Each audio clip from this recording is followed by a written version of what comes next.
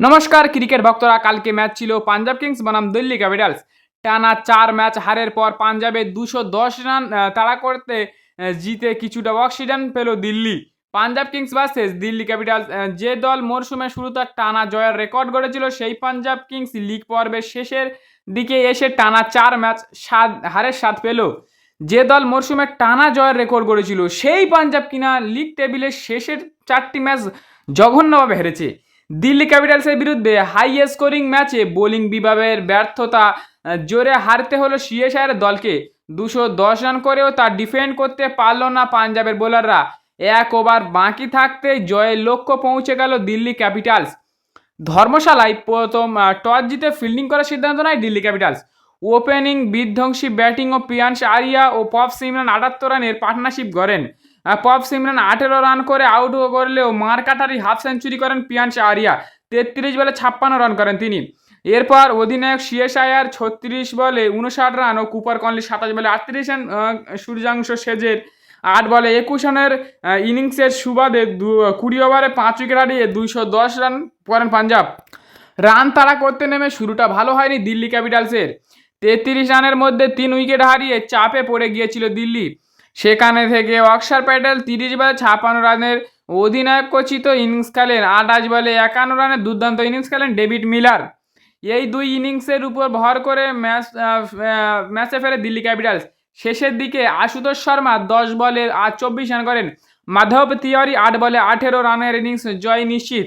19 over 2 বলে ছক্কা ও 4 মেরে ম্যাচ শেষ করেন ইয়াকুব নবী। এই হারের ফলে লিগ টেবিলে চতুর্থ স্থানে রয়ে গেছে পাঞ্জাব কিংস। 11 ম্যাচে 13 পয়েন্ট সিএসআইআরের দল। 11 ম্যাচে 14 পয়েন্ট নিয়ে রান রেটের নিরিখে প্রথম 3-এ রয়েছেন আরসিবি, সানরাইজার্স হায়দ্রাবাদ ও গুজরাট টাইটান্স। 11 ম্যাচে 12 পয়েন্ট নিয়ে রান রেটের পঞ্চম সিএসকে ও ষষ্ঠ রাজস্থান। 12 ম্যাচে 10 পয়েন্ট সপ্তমে দিল্লি। 10 ম্যাচে 9 পয়েন্ট নিয়ে অষ্টমে কেকেআর। মুম্বাই ও লখনৌয়ের 3টি করে ম্যাচ বাকি থাকলেও তারা ছিটকে গিয়েছে। এই টানা হারের ফলে পাঞ্জাবের কাছে এখন লড়াই বেশ কঠিন। বাকি থাকা 3 ম্যাচের মধ্যে অন্তত 2 ম্যাচকে পাঞ্জাবকে জিততেই হবে। দিল্লির কাছে শুধু সব ম্যাচ জিতলে হবে না, তাকে দেখতে হবে অন্য দলের ফলের দিকেও।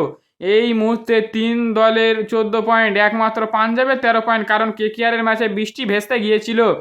ভগবান না করুক এই 1 পয়েন্টের জন্য না হয় এই আইপিএল থেকে বিদায় ঘটে সিএসআইয়ের দলের। তাহলে অপেক্ষা করা আরও বাড়াবে প্রীতি জিন্টার ছেলেদের।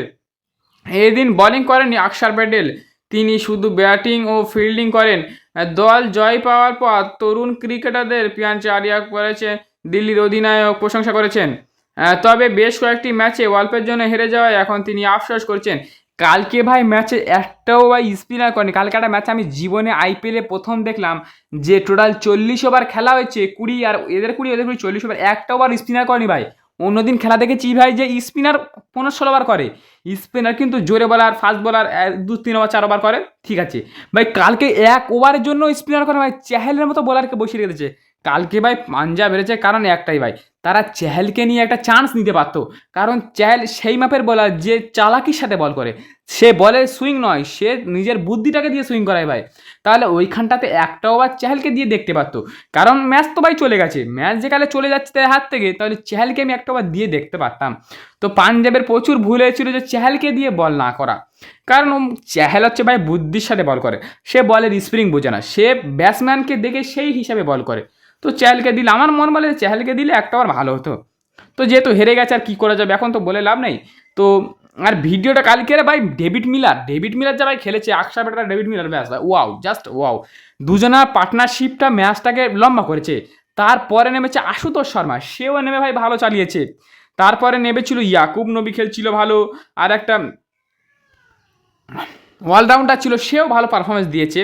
তো সবাই মিলে পারফরমেন্স দেওয়ার ফলে দিল্লিকে আর একটু ওপরে উঠে এসেছে ভাই। দিল্লি সব থেকে বড় কথা, দিল্লি তাদের জেতা ম্যাচ 3-4খানা জেতা ম্যাচ তারা হেরেছে।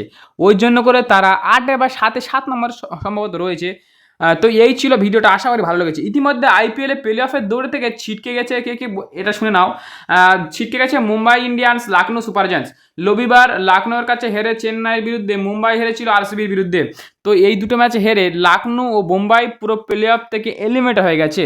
তো এই ছিল ভিডিওটা, আশা করি তোমাদের ভালো লেগেছে। যদি ভালো লাগে তাহলে ভিডিওটা একটা লাইক আর সাবস্ক্রাইব করে দাও, আর বেল আইকন অন করে দাও, যাতে কোনো ভিডিও মিস না হয়ে যায়। দেখা হচ্ছে আবার অন্য কোনো ভিডিওতে। জয় হিন্দ, বন্দে মাতরম।